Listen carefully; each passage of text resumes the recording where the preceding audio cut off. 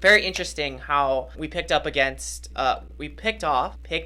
where we left off yesterday, where they were discussing the differences between the imbalance of the game, players versus the players, or players versus the game itself and the construct of the game. Very, very interesting how they pointed out that the two factors that contributed to trolling behavior was frustration or boredom. Frustration being the game being too hard or whatever, or being frustrated in general, and then being bored as in this game is too easy, or I need to make this a little more stimulating. It's very interesting how they tried to factor in age as a factor for this imbalance. However, as I was talking about when the mic was muted, I don't think it's really age, because I do think esports is one of those great equalizers where maybe it's even leaning in the direction of more younger players because they have a little more fast twitch muscles or more dexterity in their fine motor skills than older players. However, when I really think about it, if younger players can be more mechanically gifted, something that older players can maybe defeat these younger players is with using their mind and their critical thinking skills, because I do think esports is a much more critically thinking, demanding activity than, say, traditional sports. For example, like in basketball or football, you need to be bigger or faster than somebody. I mean, sure, you can outthink somebody, but it's much more apparent that you can take a ball and dunk it for the free throw line. Someone that's smarter than you, how can you defend that? Versus in esports, you can definitely use your brain a little bit more in general, I think, to execute those higher level cognitive skills to outsmart your opponent. I do think it was really funny that once there's the multiplayer aspect in a game, that the social demands become more of a factor in victory or defeat, and especially the communication between team members. And I love what they said here. As soon as teamwork becomes critical to winning, social interactions between players become a part of the game's demands. Of course, that's one of the more challenging things, especially with team games like League of Legends and CSGO, is that sure, you can like 1v9, but at the same time, the game is much more easier, much more smoother, and it was built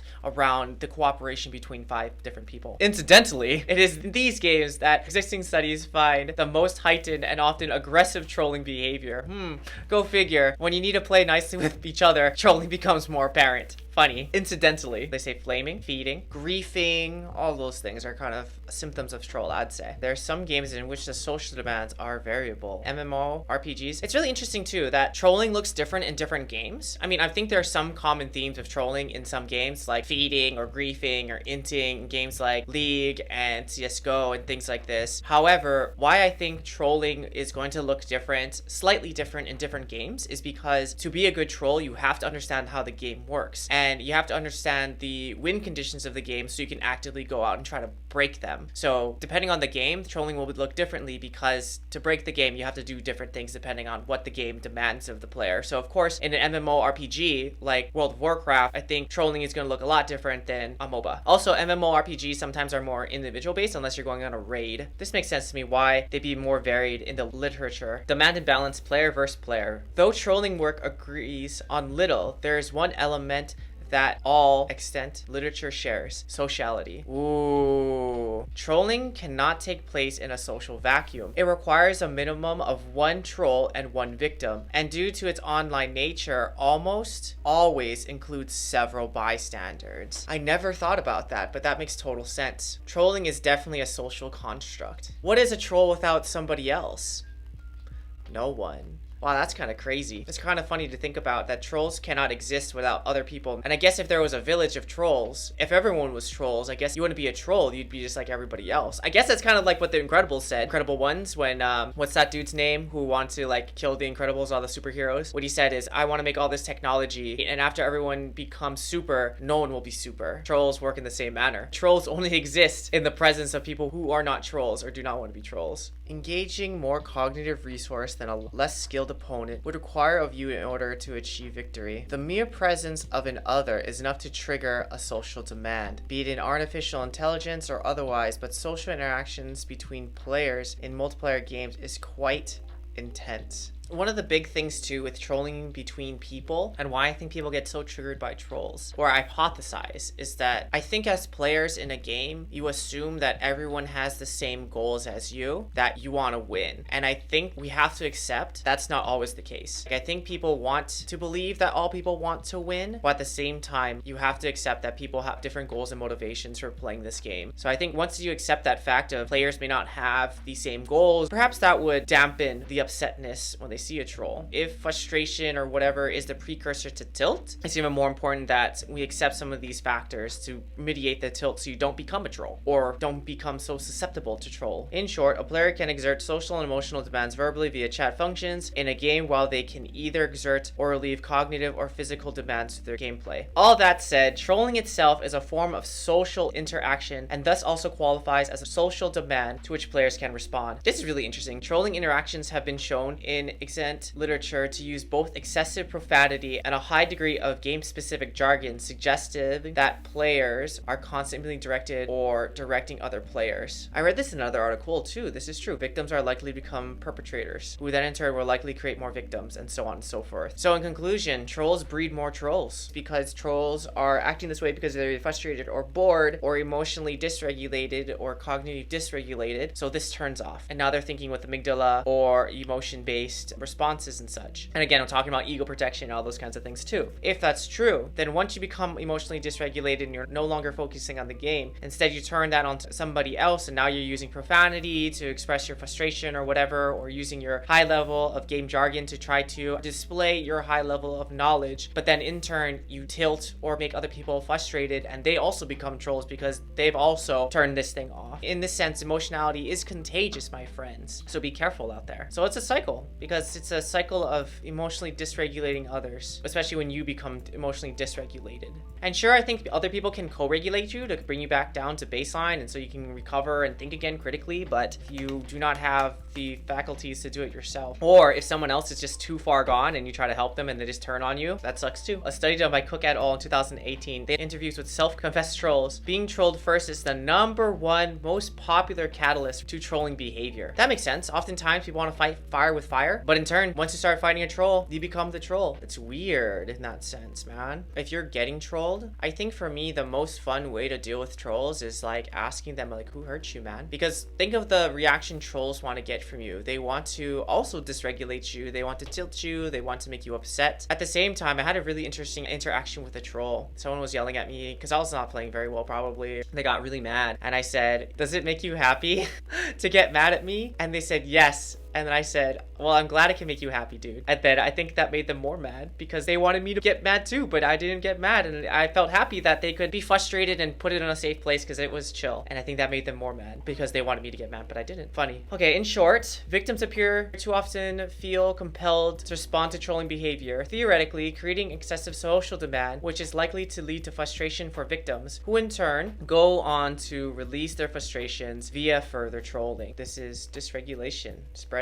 Being a victim of trolling could not only be socially demanding, but also emotionally demanding. I mean, I think so. It's not only. I don't think that's a could only. It's a definitely, I think. And that's the ding. So I guess the whole introduction was off, so I'll do it again. What's good, gamers? My name is Dr. Ryan Terrell. PsychSensei. I like to read articles and get little nuggets of information from all these articles so we can all learn something and make article reading fun, because I know reading scientific stuff isn't always super fun. So my hope is that reading them live and doing the Pomodoro technique with everyone here, that it becomes a little more fun and exciting, and hopefully you get something out of this conversation that you could use in your games. Looking at the information today, this last 20 minutes, it makes sense that trolls breed more trolls, because oftentimes when someone gets tilted, our natural reaction is to want to fight them. I'm thinking about like all the videos of like people getting emotionally dysregulated or cognitively dysregulated. For example, when people are like in a store and they don't want to wear a mask or whatever, and you see them flip out. Really what happens is this thing shuts off too. Your frontal lobe shut off, you're now not thinking, and so now you're just responding or reacting in a certain type of way. So if you were to extend that and see how other people respond to them, oftentimes other people like may want to be upset with them or try not to get their way or whatever, and in turn they become frustrated too. Makes complete sense. However, what's kind of tragic about it though is that people don't understand how like contagious emotions or states of being are. I want to show this other video online. An older gentleman stepping onto a train, I think in London, like the tube. And so he steps onto the train and he's just like chuckling to himself. Like you just see him chuckling and laughing. And then you see like other people looking at him like, oh, what are you doing, dude? Like that's weird. But then as soon as he keeps laughing, other people start laughing, and that laugh is contagious. And by the end of the video, everyone in this train is like laughing and having a good time. And at the end of the video, basically the old man leaves the train as everyone's still laughing with this contagious humor, contagious laughter. He just kind of leaves the train and then goes to the next car to do the thing again. And what I loved about that video was that it definitely showed how contagious emotions can be, especially positive ones. So if you start laughing, oftentimes people will often join in with you. At the same time, I think it's kind of junk where negative emotions can also be contagious. Oftentimes, humans are more likely to meet aggression with more aggression. I don't know if that's human nature. I don't know if that's what that is. But I think there's something in our brains that help us like protect ourselves when things like that happen. So we respond in turn to keep ourselves safe. The challenging part, though, is understanding your own instincts, per se, of what we're maybe more likely to be like programmed to do. And then instead taking a step back to really try to regulate yourself in that moment. There's a couple ways to do that. First, it's understanding what's happening in the moment. Encountering trolls is like a normal part of our life, and I don't think many people have lots of practice of encountering trolls and how should we deal with them successfully. If you were to think back to your own experience of what's it like to deal with a troll, how do you typically deal with a troll? When they use jargon or profanity to tell you uninstall and just quit this game, or like you're so garbage, you're trash, enter X profanity, how much you suck. How do you usually respond? Like, is it a negative or positive? Like, how do you typically respond? Not only how do you respond, but then how do you also move forward with the game if you're really trying hard? I think it's different if you're like just playing with your friends and having fun and not really caring. That's one way to respond. But as soon as like you're in a ranked match and you're really trying to climb, how do you either ignore them, accept and move past it? How do you respond emotionally? How do those emotions affect your gameplay? I think all of those things are important to understand and see. So when you actually get into that moment, then we can make a contingency plan. I think what we're doing now and talking about what trolls do and what trolls want is important. Through this understanding, then you can see like, okay, this is what they're doing and this is why they're doing it. I'm not saying it's right or wrong, but it gives you more perspective to see what's kind of going on. With that perspective and that understanding, now you get to make a choice about what you want to do differently. You have a choice to respond and meet fire with fire. You have a choice to respond with ignore and move on. We have a choice to just ignore it. Now you can understand them and see what they're doing. And I'm not permitting trolling behavior. I'm not saying that it's good. However, what I am saying is that you are in control of how you respond to the troll. You cannot control the troll. You cannot put a leash or a muzzle or whatever on the troll, because actually that's what the troll wants to do. They want you to try to muzzle them. They want you to try to wrestle them. They want you to try to engage with them. And that's where they get their jollies from. So if that is true and they're doing this out of boredom and frustration, how are you going to respond as a fully cognitive person with this understanding? The more intentionality and awareness you have of these behaviors, the better you can respond and not get tilted, not get frustrated, and in turn not get turned into a troll yourself. So that way you can stop that chain, be the difference, instead of feeding into what they want. That's the end of my stretch. Let's get back into this article, shall we? Man, trolls are so interesting. I'm having such a great time with this article, honestly. What they're saying here is that trolling can affect people in different ways, especially depending on their emotional state, depending on their own personal vulnerabilities. And so what they're saying is individual differences have a major part of trolling research in recent years. So even though this is a phenomena, it depends on that person, because each individual person responds to trolls differently, also depending on the day or their mood or their experience with trolls. Personality scholars have yet to link individual differences to trolls in a gaming medium, but the labels they give to other online trolls, sadists and narcissists, to name a few, suggest an emotional element. I don't know how I really sit with that, and the reason why is because, I'm sure there are sadists and narcissists out there who are full-blown trolls and, are more likely to be trolls or exhibit troll-like behavior. However, I think to say that if you do troll, you are one of these two personalities, I think trolling can happen to anybody. I would think that different people are more susceptible to exhibiting troll-like behavior, and I would guess if you are a diagnostically sadist or narcissist that you probably would participate in trolling behavior much more frequently. However, I don't think they go back and forth. If you exhibit these types of personalities, you are this, or if you're a troll, then you're these two types of personalities. But I can understand why those two personalities would want to troll more. Ooh, okay, let me hear it. Sadism, in particular, paints an emotionally vampiric image of trolls as they feed off the emotional turmoil in their victims. So dark. But I mean, that's essentially what they're doing. I mean, trolls, instead of getting their jollies from the game and participating in the game, what trolls are getting their jollies from is getting people either emotionally or cognitively riled up and knowing that, ooh, I got you. I think that's where they derive their fun from versus playing the game. Conclusions. When game demands fall out of the ideal range, the effects, boredom, and frustration have shown in extant literature to be causally linked to trolling behavior. Trolling is a social and emotional demand. There also remains the question of enjoyable versus unenjoyable trolling, but merits further testing in the light of new connections with the demand framework. You know, I like this article. This article is very, very interesting. This article made me really think about the different types of motivations for being a troll, how one becomes a troll, how we could perhaps combat trolls, how you can prevent yourself from being a troll. Things that I want to highlight again is that they stated, this article kind of detailed that trolling or tilt, I think tilt was the precursor to trolling. In our previous discussions about tilt and what tilt is and how tilt can affect people, someone becomes tilted, again, frontal lobes, executive function, all that stuff begins to shut down. And it makes sense of why that is the precursor to trolling, because once you are shut down in the frontal lobe area and your executive function, which is responsible for thinking, planning, critical thinking, emotional control, impulsivity, is out the window, all you're really left with is amygdala, emotionality. I mean, if impulses are up, you're going to say things that you probably don't mean and do things that you probably wouldn't do. And also, really, you need to be smart to be a troll. At least smart enough to understand the game and smart enough to understand the person you're trying to troll. Because as a troll, your goals of the game have shifted from trying to win the game the developer has created to winning your own personal game of inflicting as much damage or putting others down so you can build yourself up. So you have to understand, first of all,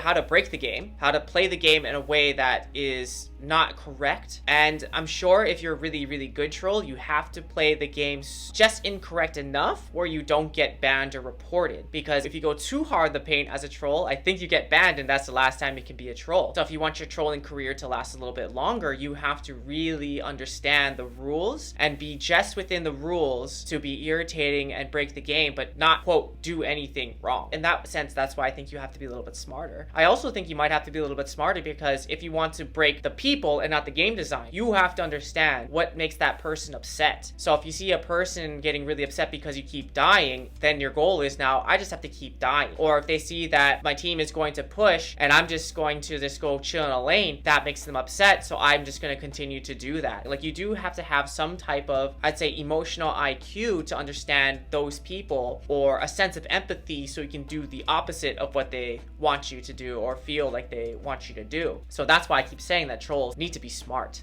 At the same time, I think that some of the symptoms of trolling or some of the reasons for trolling, yes, frustration and yes, boredom. I do agree with those 2 points. At the same time, the profanity and the high level of game jargon that they mentioned in this article supports my hypothesis that to be a troll, you are doing some type of ego protection. What I mean by that is, if you're trolling, you can always go back on the fact of, oh, I lost the game because I chose to troll, or I wasn't doing so good because I was doing it on purpose. And in that sense, if you're so good and you have such high level of knowledge that you're bored, then you decided to shut that piece off to continue to learn so you can go and break the game. But again, there is a piece of ego protection, because I would challenge a troll to say, what happens if you actually tried? What happens if you actually used all that knowledge you had and empathy you had for the people on your team to actually do well? In that sense, it makes me think that trolls, even although they have high game knowledge and high motivation for this game or high experience in this game, they may be afraid to really put themselves out there. Because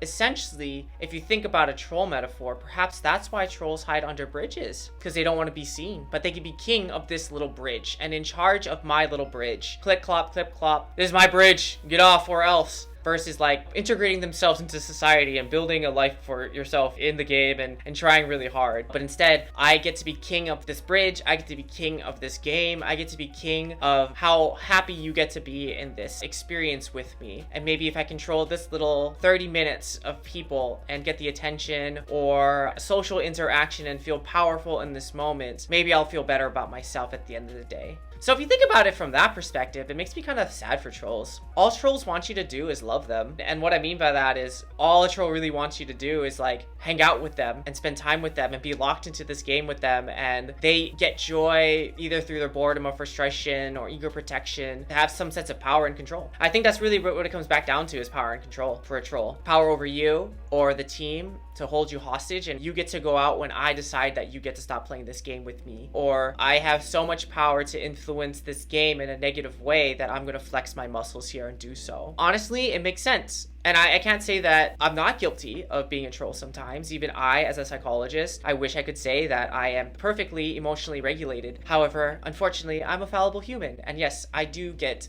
sometimes tilted. Sometimes I do get frustrated, especially if I'm tired, especially if I'm not having a good day, especially if trying to play this game to have fun and I'm not having fun anymore, then I will find other ways to make my game enjoyable for myself. And yeah, sure, I think it is selfish in that sense, and I admit it. And I wish I could say that I don't do it or haven't done it in the past, but I have, and I'm pretty sure that I will do it again in the future. But at the same time, when I do it in the future, I will probably be more conscious of why I'm doing it, what I'm trying to do, and even at the fact of maybe I should stop. Because I think really what it comes down, if it's frustration or it's for boredom, let's take frustration. If you're frustrated at the game, man, and the game was meant for you to enjoy, my question to you is, why are you getting frustrated? What is it about this game that's frustrating you so much that you are resorting to breaking the game or ruining the experience for other people? Oh, I'm trying to climb and my teammates aren't good, or I'm trying to do this thing and I can't do it. These other people are making the game unplayable for me. Okay, so then if that's the case, what is in your control? Well, what's in my control then is how much I practice, how I approach this game, how I practice this game, how I'm studying this game. Is what other people do in your control? No. But if you do have bad teammates,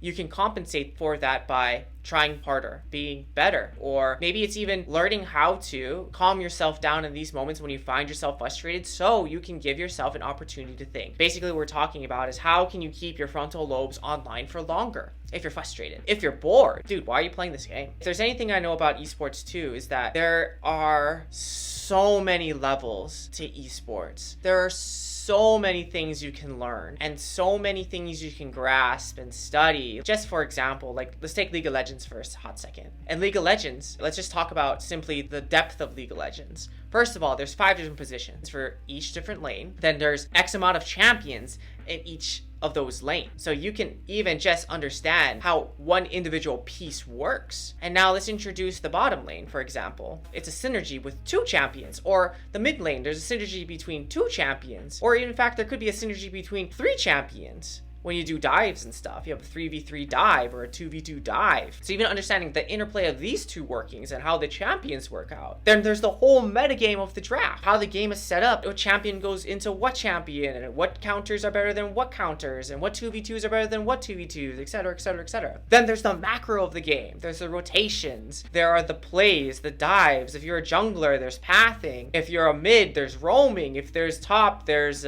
playing tanks and not dying, and good TPs, or carrying if you want to split. So there's so many things that you can learn in this game. I don't understand how you can be bored. I think if you're really trying to strive for the highest level, frustration and boredom, if those are the 2 biggest things that get in your way, frustration and boredom, my question to you is, well, first, why are you playing this game? Defining why you're playing this game and what you're hoping to get out of this game is super important. Are you playing for fun? Are you playing to compete? Are you playing to climb? Are you playing to gain knowledge? Like, defining what you're trying to get out of this game first really sets the tone of what you expect to get out of it. Then, what game mode are you playing? Are you playing normies? Are you playing ARAM? Are you playing competitive? Are you playing competitive solo queue? Are you playing team competitive stuff? The mode in which you play the game dictates what you're going for. For example, if you're taking League of Legends, solo queue League of Legends and competitive 5v5 or professional League of Legends, these 2 games, they're 2 different games. Why? Because in solo queue, you can't really talk to people. Sure, people kind of know macro. I'm sure as you continue to climb, the macro gets more and more important. But in general, it doesn't really exist. Why? Because for really good macro to get executed, you need communication.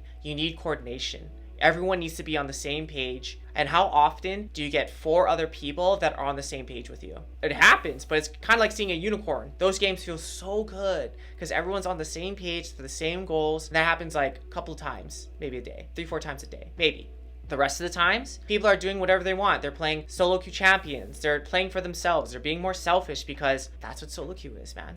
The problem is when you take this, everything you've learned in solo queue, and then you try to transfer this to the team, it gets jacked up, because when it comes to the team setting, you need all this solo queue knowledge about how champions work, what the matchups are, and then you need to add in the communication, the coordination, the trust, the respect, all these things. So that's why sometimes you can have the 5 best, most accomplished 5 solo queue players, but then when you try to put them in a competitive team setting, it goes boom. Why? Because they can't play together. Understanding these different game modes for what they're worth, ARAM too has its own value, I think. Not only is it super fun, what ARAM could be used for is champions. What the champions do. What the combos of buttons we can put together when we go into a fight. We can practice calling targets. We can practice doing combos. We can practice doing setups with champions that we don't usually play, with 0 ramifications or repercussions of our actions. And then, if that's what we're doing, why would it get tilted in ARAM? It's for fun. We're trying out champions. That's what we're doing. That's the purpose. If we use different game modes with different goals and understanding what the game mode is, what we're trying to get out of it, we're less likely to become tilted, we're less likely to become dysregulated, because our goal, our behaviors, our cognitions, our intentions, they're all lined up. But it's when these things don't line up, or when our goals become impeded, we're more susceptible to become frustrated, more susceptible to become bored. And also, another thing that they didn't mention in this article, which I want to definitely mention, is be careful of your fatigue. Barring none, all of the Maslow's hierarchy of needs. Do you have food? Do you have water? Do you have shelter? Did you rest? Did you finish all the things that you need to finish so you can focus on this game? Did you take a break? Are you cognitively fatigued? Because all of those things affect your ability to critically think, affect your ability to take perspective, affect your ability to execute mechanically. So if we don't take care of the sleeping, you're eating, you're taking breaks and resting, if we don't take care of any of this, there's no way we can access this or keep this online for very long periods of time. But if you can, come talk to me. I want to study you. I want to make sure that I understand what this unicorn is, because I would say most people need sleep, most people need food, most people need rest and recovery, and don't forget exercise in there too. Without these critical building blocks for being a functioning human being, there's no way you're going to perform. Absolutely none. Or you're going to perform for very small periods of time, and then the rest is going to be very, very difficult. Thank you for all tuning into today's show. I hope everyone learned a little bit more about trolls and how to defeat them, why they become trolls, how you can almost become a troll yourself by interacting with the trolls. I think the tagline should be, do not become the troll. Yeah, super interesting article. What if I am the troll? In that sense, if you are the troll, I suggest that you take a break, you calm down a little bit, think about what you are playing for, why you're playing, what you're hoping to get out of it. And at the same time, if you mean to be a troll and that's what you want to do, I mean, no one's stopping you. I can't stop you. I want to hope that people don't want to be a troll. Sometimes, honestly, I think trolls are just people hurting people. And then that chain continues down the line. I don't think people go into the game and just want to be a troll. Maybe they do. Hey, maybe. I'm sure that there are those people that just want to be trolls. I think this article has given me empathy for trolls. So I guess the positive message for today is, if you see a troll in your game, make sure you give him a hug. Feel free to ask a troll, hey, is it fun? Do you enjoy treating me this way? The reason why I asked that question is because it's a lose-lose for a troll. If they say no,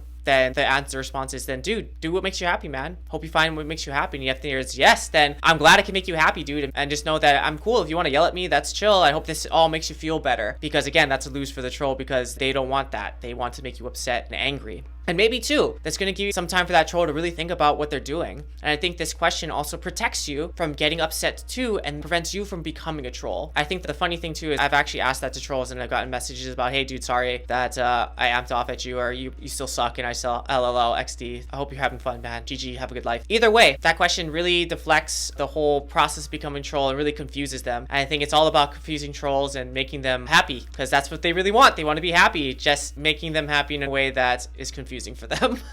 So that's my positive message, friends. If you see a troll, make sure you give them a hug, because that's all they want to do, and you feel special because all they want to do is hang out with you and keep you captive. And hopefully you can have a good time with your troll by asking them how you can make them happy. If you see a troll, hug a troll. Don't be a troll. And that's it for me, guys. And as always, my name is Dr. Ryan Terrell, your PsychSensei, teaching you how to think, play, and slay. One article, one day, one troll hug at a time. I'll see you guys later. Peace.